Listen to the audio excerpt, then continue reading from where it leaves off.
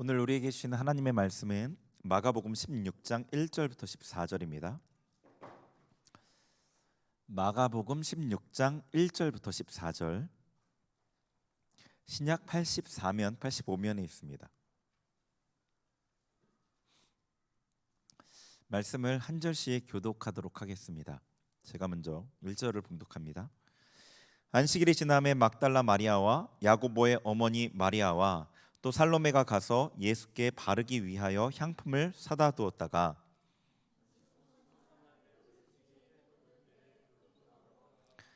서로 말하되 누가 우리를 위하여 무덤 문에서 돌을 굴려주리오 하더니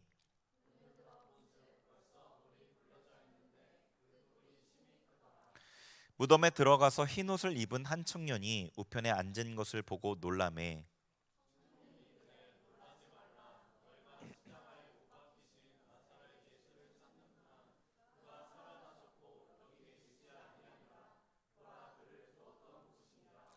가서 그의 제자들과 베드로에게 이르기를 예수께서 너희보다 먼저 갈릴리로 가시나니 전에 너희에게 말씀하신 대로 너희가 거기서 배우리라 하라 하는지라.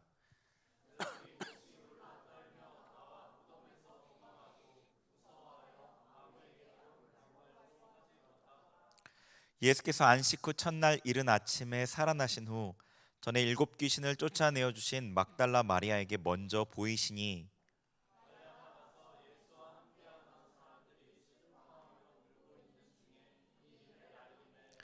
그들은 예수께서 살아나셨다는 것과 마리아에게 보이셨다는 것을 듣고도 믿지 아니하니라.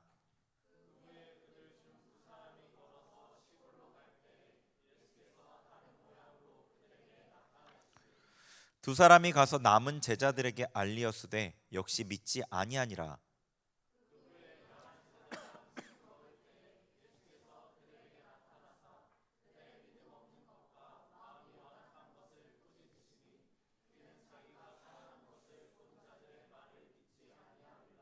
아멘. 네, 우리 옆에 지체들하고 인사할게요. 예수님 부활하셨습니다. 네, 오늘 부활주일이에요. 예수님 부활하신 날, 기쁜 날입니다. 사순절이 끝났어요. 이제부터는 부활절기가 시작이 돼요. 사순절이 끝났습니다. 뭐 여러 가지 기쁜 것들이 찾아볼 수 있겠지만 금식이 끝났다는 것만으로도 기쁜 것 같아요. 어제 저녁 밤 12시에 저는 이 금식이 끝나면서 되게 홀가분해졌어요. 네. 우리에게는 그것 말고 더 큰 기쁨이 있죠.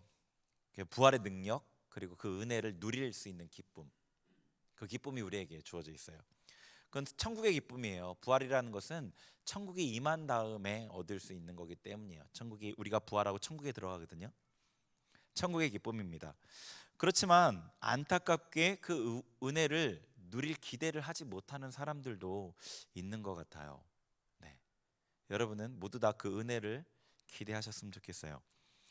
자, 오늘 본문 말씀을 보시면은 이 여인들이 나오잖아요. 무덤에 묻히신 그 예수님께 나아가는 여인들이 나오는데 이 여인들은 여전히 슬픔 가운데 있었어요. 예수님은 이미 부활했는데 여전히 슬픔 가운데 있었어요. 자, 1절 말씀 한번 다시 볼게요. 1절 다시 읽어보죠. 1절 시작. 안식일이 지남에 막달라 마리아와 야고보의 어머니 마리아와 또 살로메가 가서 예수께 바르기 위하여 향품을 사다 두었다가 아멘. 자, 안식일이 지남에 막달라 마리아, 야고보의 어머니 마리아가 둘이죠. 살로메 이렇게 세 명의 여인이 향품을 사다 두었어요. 안식일이 지났다는 것은 토요일 저녁 그러니까 해가 졌다는 거예요. 토요일 저녁에 6시 이후에 해가 떨어지고 나서 이제 안식일이 지났으니까 물건을 살 수 있어서 향품을 산 거예요. 그랬다가 그 다음 이제 2절에 안식 후 첫날에 이렇게 돼 있는 거예요. 이 예수님께서 십자가에 못 박히시고 나서 십자가에서 이제 내리실 때 아리마대 사람 요셉이 관원이었고 부자였잖아요. 모략하고 침향 섞은 것을 준비했고 세마포를 준비해서 예수님의 장사를 지냈어요. 예수님의 몸에 이미 향유를 어느 정도 발랐는데 당시에 이제 예수님께서 완전히 운명하신 시간이 오후 3시거든요. 그러니까 해가 떨어질 때까지 한 대략 3시간밖에 안 남은 시간이었기 때문에 이 장례 절차를 제대로 진행하지 못했을 거예요. 안식일이 시작되면 이거를 하면 안 되기 때문에 빨리 이걸 마무리 지려고 했을 거예요.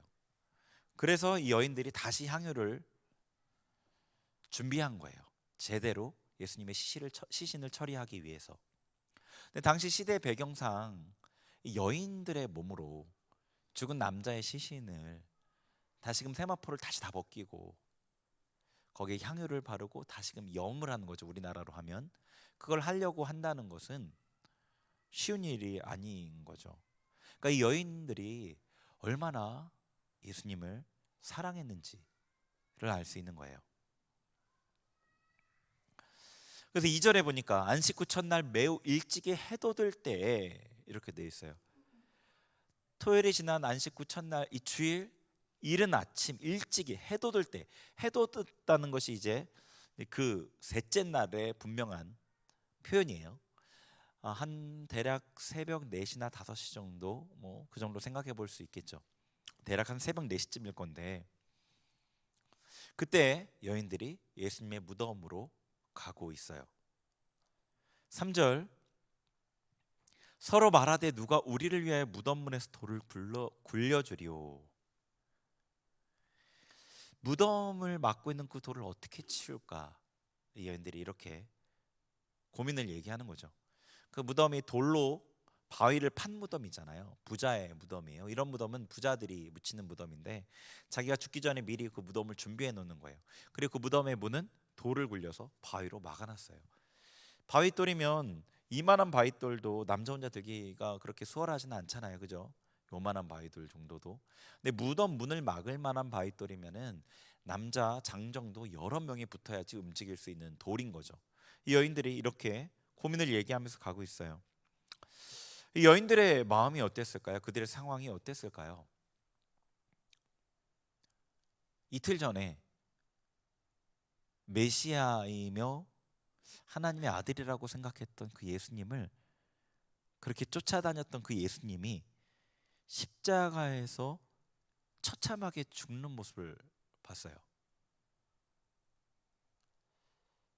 패션 오브 크라이스트 보셔서 대략은 아시겠지만 그거보다 더 심했을 거라고 하는데 이 사람의 모습이 아닌 거의 어떤 고깃 덩어리와 같은 모습으로 달려서 돌아가시잖아요.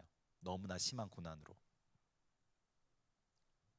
그렇게 처참하게 자신들의 어떤 소망을 걸었던 그 예수님이 죽으시는 모습을 봤어요.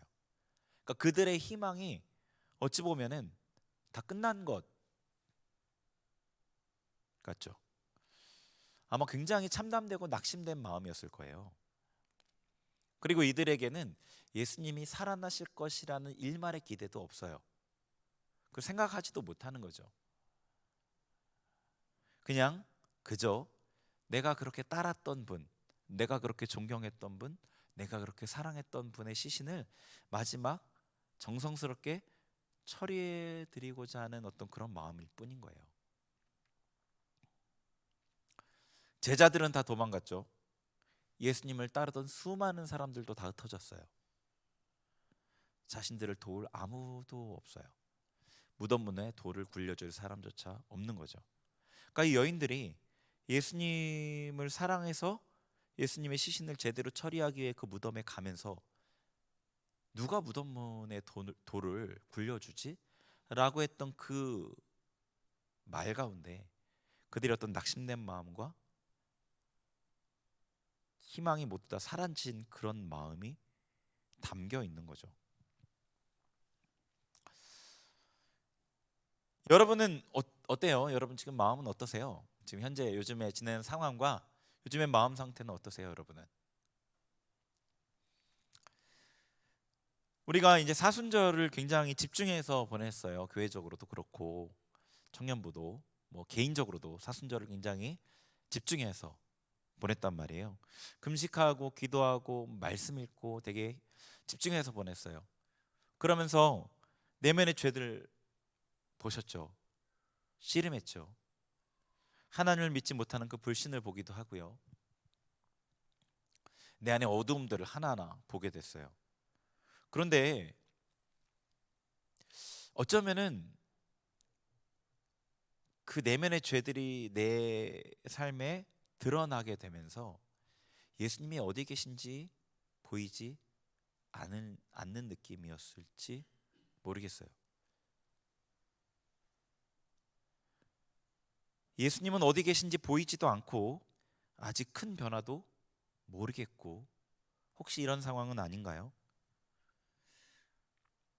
여인들만큼은 아니더라도 뭔가 낙심된 마음, 참담한 마음은 아닌가요? 내가 예수님을 사랑하는 마음은 분명한데, 그래서 이런 어떤 실패의 마음을 갖고도 교회에 나와서 예배를 드리려고 앉아 있기는 한데 말이죠. 다른 일이라면 이 정도 안 되는 거면 아니야 라고 포기할 수 있는데, 예수님을 사랑하기에 포기할 수도 없고 떠날 수도 없는 어떤 그런 마음은 아닌지 모르겠습니다. 그럼 여인들은 왜 참담하고 낙심해 있죠? 여인들이 왜 그런 마음으로 지금 무덤에 가고 있죠? 예수님이 부활하신 것을 알지 못해서잖아요. 그죠? 예수님은 이미 부활하셔서 무덤을 떠나시고 무덤에 계시지 않는데, 이 여인들은 예수님이 부활했다는 사실을 모르고 있기에 낙심되어 있는 그 마음 그대로인 거예요. 참담한 마음, 그 마음 그대로인 거죠. 왜요? 그들은 자기들이 경험하고 본 것에 집중되어 있기 때문이에요. 이틀 전에 예수님께서 십자가에 어떻게 죽으시는지를 자기 눈으로 똑똑히 봤거든요. 그게 너무나 확실한 거죠. 자기가 봤던 게.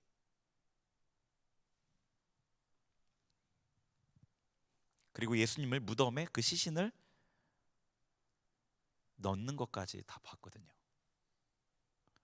예수님의 약속의 말씀이 그래서 전혀 믿을 수가 없는 거죠. 기억할 수도 없는 거고요. 자기가 경험하고 본 것이 너무 확실하고 거기에 집중돼 있으니까요. 그럼 우리는 왜 참담하고 낙심하죠? 우리도 역시 예수님의 부활을 알지 못해서 아닐까요? 성경의 기록은 알지만, 성경에 예수님께서 부활하셨다는 것은 알지만 내 안에 예수님께서 부활하신 것을 알지 못하는 건 아닐까요? 내 안에 그 어두움의 무덤을 깨치시고 예수님이 나오신 것을 알지 못해서 그런 건 아니냐는 거죠. 이 여인들처럼 이전에 내 안의 모습에 익숙했기 때문에, 이전에 나의 모습에 대한 기억에 집중되어져 있기 때문에 내 안의 무덤에서 나와서 움직이고 활동하신 예수님을 모르는 게 아니냐는 거죠. 그러나 여러분이 여인들이 그랬던 것처럼 부활하신 예수님을, 여러분의 삶에 활동하시는 그 예수님을 경험하게 될 거라는 거죠.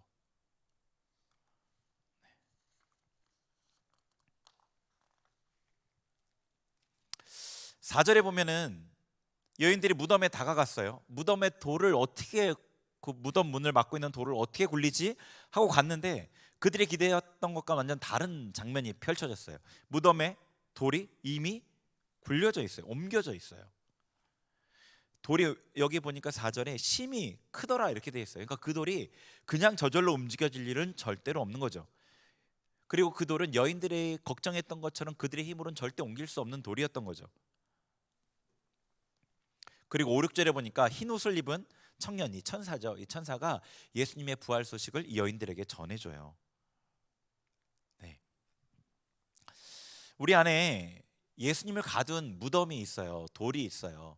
우리 안에 예수님께서 심겨졌는데, 우리 안에 예수 그리스도께서 심겨졌는데, 우리 속사람 같이 공부할 때 배웠잖아요. 우리 안에 예수님이 씨앗의 형태로 심겨졌는데, 그분이 내 삶에 역사하지 못하도록, 내 삶에 나타나시지 못하도록 막고 있는 돌이 있죠. 우리 안에 무덤이 있어요. 그런데 그 무덤에 그 무덤 문에 돌이 제거되면 예수님께서 내 안에서 나타나시는 거죠. 혼의 그 타락한 부분들이 제거되면 예수님께서 내 안에서 나타나시는 거죠. 그것은 우리에게 어떻게 보면은 예수님의 부활을 경험하는 것과 비슷한 경험이죠. 우리가 그 일을 위해서 사순절에 금식했고 그 일을 위해 기도했고 그 일을 위해 귀대한 거예요. 근데 이 여인들처럼 어찌 보면은 예수님, 우리 안에 갇혀 계신 예수님이 그 무덤 문을 깨치시고 우리가 기도하고 금식해서가 아니라 우리가 그분의 은혜를 구하며 그분 앞에 나를 맞춰서 그분께서, 그 능력의 주님께서 우리 안에 무덤을, 돌을 깨치시고 나오실 것을 위해 우리가 사순절을 보냈는데, 이 여인들처럼 자기가 경험한 것이 너무나 확실하다고 느끼니까 오히려 그것을 못 보는 게 아니냐는 겁니다. 여러분이 한 달 전에, 일주일 전에 여러분의 어떤 모습, 분노하는 모습, 두려워하는 모습, 불신의 모습, 믿음이 아닌 어떤 이런 모습들이 여러분의 삶에 너무 깊게 각인되어져 있어서 하루 이틀 한 달이 아니라 몇십 년을 그렇게 살아왔다 보니까 그게 너무 각인돼 있어서 예수님께서 깨치시고 돌문을 깨치시고 나오셨는데도 모르는 게 아니냐는 겁니다. 여러분 안에 예수님께서 어둠과 사망을 깨트리셨어요. 저는 지금 천사를 대신해서, 이 여인들에게 부활의 소식을 전한 그 천사를 대신해서 여러분에게 부활하신 예수님에 대한 소식을 전하는 겁니다. 어쩌면 여러분이 이 여인들처럼 어리둥절하게 예수님의 부활이 믿어지지 않을 수 있어요. 그러나 예수님의 부활은 사실이고 여러분에게 경험될 거예요. 제가 2022년 8월 16일자 조선일보 오피니언에 실렸던 그 기사의 내용을 읽어드릴게요. 이게 일본의 한 소유에 대한 얘기인데, 그 2차 세계대전 패전 이후 얘기예요. 한번 제가 읽어드릴 테니까 한번 들어보세요. 1945년 8월 15일 일왕은 더 이상 전쟁을 계속하면 일본 국민이 전멸하고 인류 문명 전체가 붕괴할 위험이 있다며 무조건 항복을 선언했다. 9월 2일 미국 전함 미주리호 함상에서 항복 문서에 서명함으로써 공식적으로 제2차 세계대전은 종식되었다. 그렇지만 태평양에 산지한 여러 섬 밀림에는 일본군 패잔병 상단수가 종전 소식을 모르거나 그 사실을 인정하지 않은 채 숨어서 저항을 계속했다. 그중 대다수는 결국 투항하거나 현지 군과 교전 중 사살되었으나 끝까지 버티며 저항한 사람이 없지 않았다. 필리핀 북부 루방섬에 숨어있던 오노다 히로가 대표적이다. 오노다 히로. 오노다 소이예요. 오노다 소이는 1944년 정보 장교로 루방섬에 주둔하게 되었다. 필리핀 루방섬이요. 1945년 2월 연합군이 이 섬을 점령하면서 일본군 대부분은 포로로 잡히거나 전사하였지만 오노다 소이와 세 병사는 정글 깊숙이 숨어 들어갔다. 수년 동안 이들은 게릴라전을 벌이며 버텼다. 그러던 중 1949년 병사 한 명이 숲에서 나가 필리핀 군에 투항했다. 남은 사람은 이 배신 행위에 붕괴하며 더욱 저항 의지를 굳혔다. 오노다 소이가 생존해 있다는 정보를 입수한 일본 정부는 5차에 걸쳐 현지에 수색대를 파견했다. 먼저 투항한 동료가 이제 전쟁이 끝났으니 밀림에서 나오라는 편지를 써서 뿌렸지만 이들은 적군의 계략이라며 믿지 않았다. 그러는 동안 오노다와 그의 동료들은 주변 농촌을 습격하여 주민 30명을 살해하고 100여 명에게 부상을 입혔으며 식량과 물자를 약탈하면서 연명했다. 1954년, 종전 9년이 지났죠. 54년 필리핀 수색대와 교전이 벌어져 한 명이 사살되었고 1972년 경찰의 총격으로 또 한 명이 사망했다. 이제 오노다 홀로 남았다. 그는 직속 상관이었던 다니구치 요시미 소자가 내린 부대가 전멸하는 한이 있더라도 투항하지 말라는 명령만 기억하고 있었다. 정작 다니구치 씨는 그런 명령을 내린 것을 후회하여 루방섬 27곳에 일왕의 항복 명령문을 게시하고 부하들의 투항을 권고했지만 깊은 숲속에 숨은 오노다는 그 사실을 알 수 없었다. 오노다는 주민들에게서 훔친 트랜지스터 라디오를 통해 도쿄 올림픽이 개최되어 미국 선수들과 일본 선수들이 함께 스포츠 경기를 한다는 사실도 알고 있었다. 그런데 그는 전쟁 중에도 스포츠 경기만은 평화롭게 이루어지는 모양이로군 하고 생각했다고 한다. 되게 당황스럽죠. 이제 나중에 어떻게 이 사람이 돌아오게 되냐면 오노다를 찾아낸 사람은 노리오 스즈키라는 젊은 일본인 모험가였다. 그가 세운 버킷리스트는 오노다 소위 판다곰 히말라야 서린을 만나는 것이었다. 운 좋게 첫 번째 미션이 바로 성공했다. 1974년 스즈키는 루방섬을 찾아가 산속 깊이 들어갔다. 이상한 기척을 느낀 오노다가 총을 들고 다가왔다. 스즈키는 자신을 일본인 여행자라고 소개하며 안심시킨 후 혹시 오노다 소이가 아닙니까? 하고 물었다. 오노다는 실로 오랜만에 다시 모국어를 들었다. 함께 담배도 피우고 식사도 한 다음 스즈키는 이제 전쟁이 끝났으니 자기와 함께 일본으로 가지 않겠냐고 물었다. 이번에도 오노다는 직속상관 다니구치의 명령이 있어야만 떠날 수 있다고 답했다. 스즈키는 일본에 가서 상관을 찾아보겠다고 약속했다.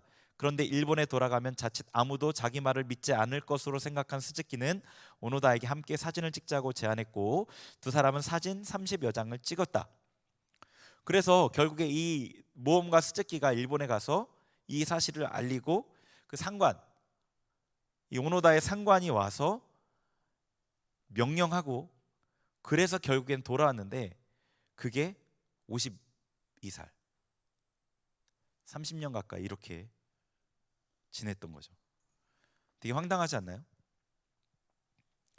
그러니까 오노다 소이는요 상관에게 이전에 받은 명령에 너무 집중한 거죠. 그것만 생각한 거예요. 그것만. 그리고 바뀐 상황을 받아들이지 못했어요. 저는 우리들 중에도 이런 모습들이 있지 않을까라는 생각을 했어요.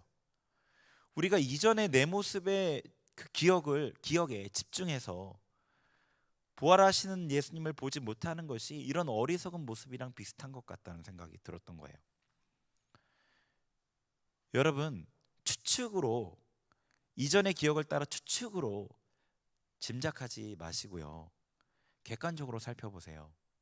제가 여러분에게 예수님 부활했으니까 믿으세요라고 단순하게 강요하는 게 아닙니다. 저도 그런 맹목적인 믿음은 좋아하지 않아요. 내 안의 변화를 면밀하게 객관적으로 살펴보세요. 내 안의 변화를 면밀하게 객관적으로 살펴보세요. 어떤 변화가 시작되지 않았는가? 그 변화가 작아 보이더라도 어떤 변화가 시작되지 않았는가? 살펴보시라는 거예요. 그게 작은 변화일지라도 변화가 시작됐다는 것은 생명이 역사했다는 뜻이기 때문이에요. 시작된 변화는 지속되고 커질 거예요. 작은 변화이냐 아니냐가 중요한 게 아니라 변화가 시작됐냐 아니냐예요.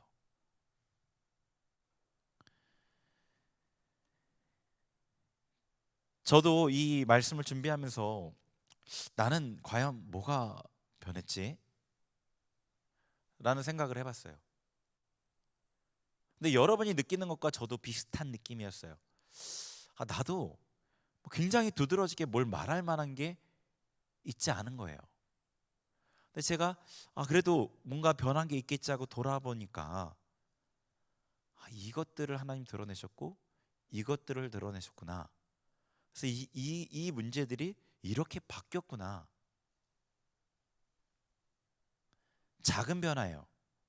작은 변화였어요. 그게 시작인 거예요. 여러분이 사순절에 예수님과 함께 죽기를 힘썼다면 그만큼 예수님과 함께 살아나는 거예요. 여러분 한번 돌아보세요. 내 안에 예수님께 시작하신 변화가 무엇인지 객관적으로 자기를 봐보세요.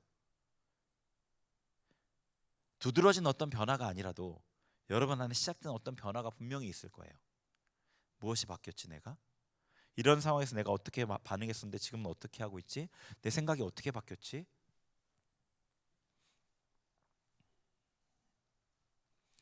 예수님께서 여러분 안에 갇혀 계시지 않습니다. 부활하셨어요. 자, 그 다음에 보면은 이 여인들이 천사의 말을 듣고 나서 한 반응을 보면은 좀 의아한 반응을 해요. 8절 한번 읽어보죠. 8절 본문의 8절 같이 읽어봅니다. 시작. 여인들이 몹시 놀라 떨며 나와 무덤에서 도망하고 무서워하여 아무 말도 하지 못하더라. 아멘. 자, 천사가 나타나서 여인들에게 예수님 부활하셨다고 그랬는데 기뻐하지는 못할 망정, 예수님의 말씀이 생각나서 기뻐하지는 못할 망정, 무서워하고 놀라 떨면서 아무한테 아무 말도 하지 못해요. 물론 이 천사들이 거룩한 존재이다 보니까 천사들의 어떤 그 존재 자체가 두려웠을 수는 있는데 그 뒤에 반응은 이해가 가지 않아요. 아무에게도 말하지 않았고, 네, 아무 말도 못했다는 거죠. 왜 그랬을까요? 이들에게 예수님이 살아나셨다는 그 소식 자체가 너무 큰 충격이고 받아들이기 힘든 일이었던 것 같아요. 아까 말씀드린 대로 자기들이 갖고 있는 경험과 상식을 굳게 붙들고 있었던 거죠. 그런데 이런 반응은요, 이 여인들만의 반응이 아니에요. 자, 9절 보시면 예수님께서 이제 막달라 마리아에게 찾아가요. 그래서 10절에 보면 마리아가 슬퍼하는 사람들에게 예수님이 자기를 찾아오신 얘기를 알려줘요. 그러니까 그들의 반응이 11절을 읽어볼게요. 11절 시작. 그들은 예수께서 살아나셨다는 것과 마리아에게 보이셨다는 것을 듣고도 믿지 아니하니라. 아멘. 네, 안 믿어요. 마리아가 예수님이 살아나셔서 나에게 찾아오셨고 내가 눈으로 똑똑히 보고 만났다고 얘기해도 믿지 않아요.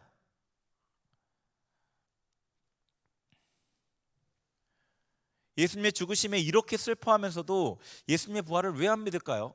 예수님이 부활하시면 이 슬픔에서 벗어날 수 있는데, 여러분은 왜 나의 죄성, 예수님을 가두는 어두움을 보고 괴로워하면서도 이 문제가 해결되었다는 믿음을 가지는 거를 꺼려하죠? 왜? 제가 여러분한테 예수님이 부활하셨습니다, 여러분 안에서 깨치시고 나오셨습니다 라고 얘기하는데 왜 그걸 믿기가 어렵죠? 왜 믿기가 꺼려져요? 어떻게 보면 믿기 싫은 쪽에 가깝죠? 왜 그렇죠? 왜 그래요? 예수님이 부활하셨다는 근거 없어 보이는 그 말을 믿고 사실이 아닐 때 느껴질 실망이 두려운 건가요? 내가 변화되었다고 생각했다가 아니라는 것이 드러날 때 느껴질 실패감이 두려운가요? 예. 왜 그러신 건가요?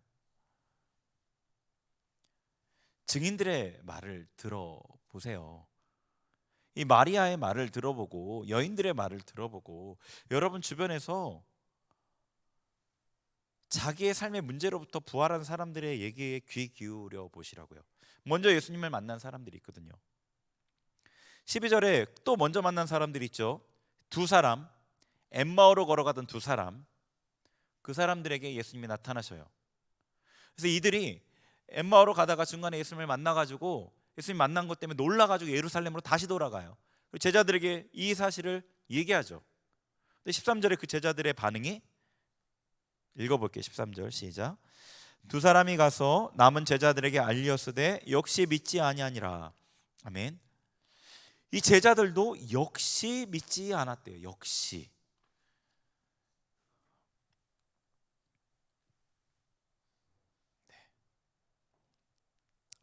그래서 14절에 예수님께서 제자들에게 나타나셔요. 제자 11제자, 이 유다가 가룟 유다가 빠졌으니까 음식 먹을 때 나타나셔서 14절에 뭐라고 하냐면 그들의 믿음 없는 것과 마음이 완악한 것을 꾸짖으셨다 돼 있어요. 그 이유는 예수님의 살아나신 것을 본 자들의 말을 믿지 않았기 때문이에요. 믿음 없는 것과 완악한 것을 꾸짖으셨어요. 성경은 부활의 증인들의 말을 듣고도 이 소식을 듣고도 믿지 않았던 이유를 믿음이 없고 마음이 완악했기 때문이라고 얘기해줘요. 예수님의 말씀보다 자기가 본 것, 경험을 더 의지한 것, 내가 가진 두려움을 더 강하게 붙드는 것, 어떻게 보면은 좀 안타까운 부분이 있지만 그건 결국 죄성에서 비롯된 거죠. 내면의 싸움에서 여러분 이기시길 바래요. 여러분 주위에 청년이나 성도님들 중에 변한 소식을 듣잖아요. 변한 소식을 듣죠. 근데 왜 분리시키죠? 왜 분리시켜요? 좋겠다, 잘 됐다 얘기하는데 나와 크게 상관 있게 느끼지 않는 이유가 왜 그러셔요? 믿음이 없고 마음이 완악하기 때문이라는 거예요. 우리가 갖고 있는 경험을 더 굳게 붙들고 그들의 말을 닫아버리고 그들의 말에 귀를 닫아버리고 내가 가진 두려움을 더 붙들고 기대하지 않으면 믿지 않으면 실망할 이유도 없고 실패할 이유도 없으니까요.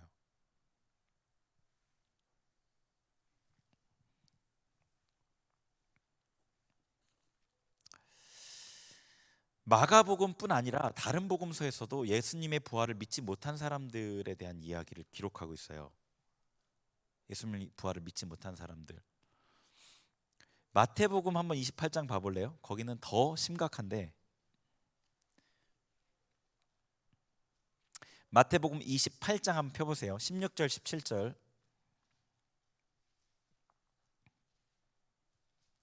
마태복음 28장 16절 17절 같이 읽습니다. 시작. 열한 제자가 갈릴리에 가서 예수께서 지시하신 산에 이르러 예수를 배웠고 경배하나 아직도 의심하는 사람들이 있더라. 아멘. 예수님은 부활하신 것을 눈으로 보면서도 아직도 의심하는 사람들이 있어요. 다른 복음서에서 써 있죠. 예수님이 영인가 하여 생각하는 사람들이 있죠. 그러니까 예수님께서 내 손을 내 살을 만져봐라. 영은 뼈가 살이 없지만 나는 있다.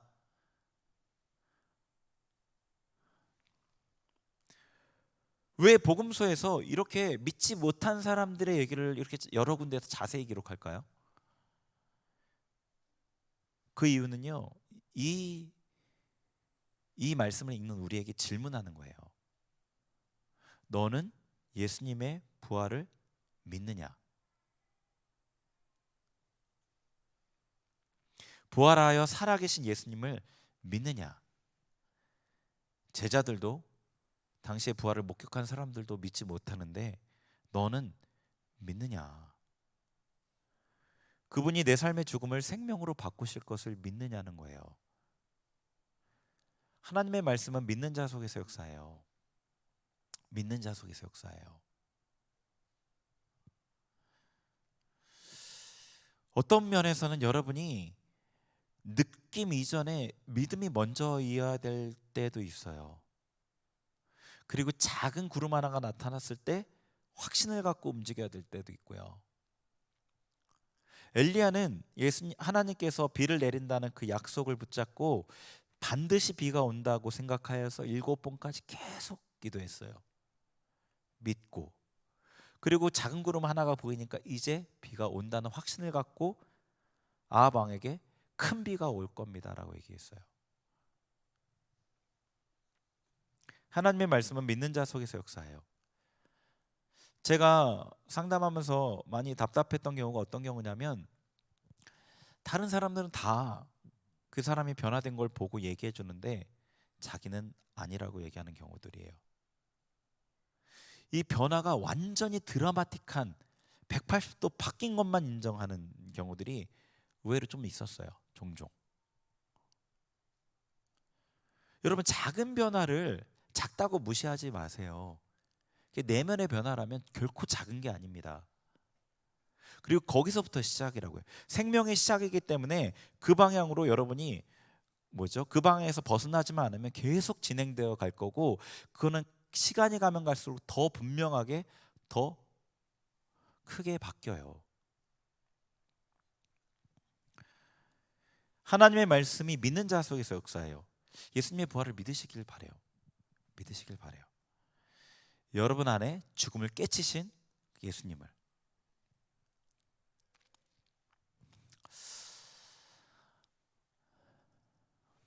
여러분 지금 겪고 있는 문제에 한번 생각나는 게 뭐가 있죠? 지금 겪고 있는 문제 한번 생각나는 거 뭐가 있어요? 뭐 학교에서 친구들과의 관계? 아니면은 직장에서 관계? 아니면 진로에 대한 어떤 고민? 뭐 여러 가지 일들이 있을 수 있죠. 그래요. 그게 우리에게 되게 중요하게 다가와요. 크게 다가와요. 그런데 지금 우리는 뭐를 얘기하죠? 내면의 문제를 얘기하죠. 예수님이 그걸 말씀하시고 성경에서 그걸 말하기 때문에 그걸 얘기해요. 그럼 왜 그걸 얘기하시죠? 나는 지금 이게 문제고 당장 이게 괴로운데. 네. 여러분이 왜 관계에서 어려움이 생겨요? 사람마다 좀 이유는 다르겠지만 내면의 두려움 때문에, 내면의 분노 때문에, 아니면 자기 것만 먼저 챙기는 어떤 그 이기적인 마음 때문에, 어떤 내면의 이유가 있잖아요. 그게 해결돼야 되잖아요. 그래서 그걸 말씀하시는 거고요. 그래서 그것부터 다루시는 거예요. 제가 단지 믿으라고 강요만 하는 게 아닙니다. 여인들처럼 실망하고 낙심한 마음으로 부정하지 말라는 거예요. 부활이 일어났는데 부정한다면 우리 앞에 나눈 그 오노다 소이처럼 하나님의 은혜를 누리지 못하면서 괴로운 가운데 여전히 거할 수가 있어요. 하나님 지금 은혜를 주셨고 변화가 시작되고 조금씩 바뀌어가고 있는데 혼자 괴로워하는 거예요. 아직도 옛날인 것처럼 자기가. 이 시작됐고 이제 변화되어 가고 있고 더 많이 바뀔 거니까 기대하고 즐거워하고 그 은혜에 더 자기가 편승하면 되는데, 내가 아직도 안 바뀌었고 아직도 문제고 아직도 나는 이런 거에서 벗어날 수 없고 괴로운 가운데 거할 수 있다는 거죠. 바보 같았던 오노다 소이처럼요. 이미 많은 은혜를 받고 이미 많이 변했는데도 자기는 변한 게 없다고 말하는 경우도 있다고요. 여러분, 부활을 믿고요, 조심스럽게 내게 주어진 변화와 은혜를 살펴보세요. 분명히 여러분 안에 살아서 역사하시는 예수님을 느끼고 만나실 수 있을 거라 생각해요. 예수님께서 부활하신 기쁜 부활절이에요.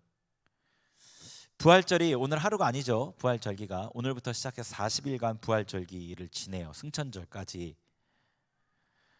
그동안 부활의 능력이 계속 여러분에게 부어질 거예요. 시작된 그 변화와 은혜가 더 풍성해진다고요. 작은 변화가 더 뚜렷한 모습을 갖추게 될 거라고요. 그러니까 여러분, 기뻐하세요. 기뻐하세요. 얼굴을 피시고요, 마음을 밝게 하시고요, 마음을 여세요. 하나님 앞에 기대하시면서 그분을 즐기세요. 어떤 힘든 일이 있어도 괜히 하나님 앞에 꽁한 마음을 가질 이유가 없잖아요. 부활의 은혜, 능력, 그 기쁨을 충만하게 누리는 시기라고요. 예수님이 여러분에게 이루신 변화와 그 자유를 감사하세요. 예수님께서 부활하셨거든요. 예수님께서 부활하셨습니다. 저희 같이 기도할게요.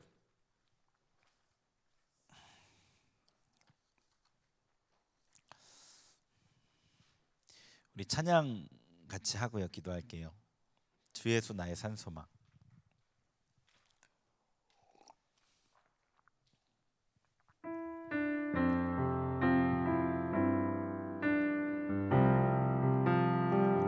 깊은 절망에 스런 가운데 주님께 닿을 수 없던 우리, 어두운 밤중에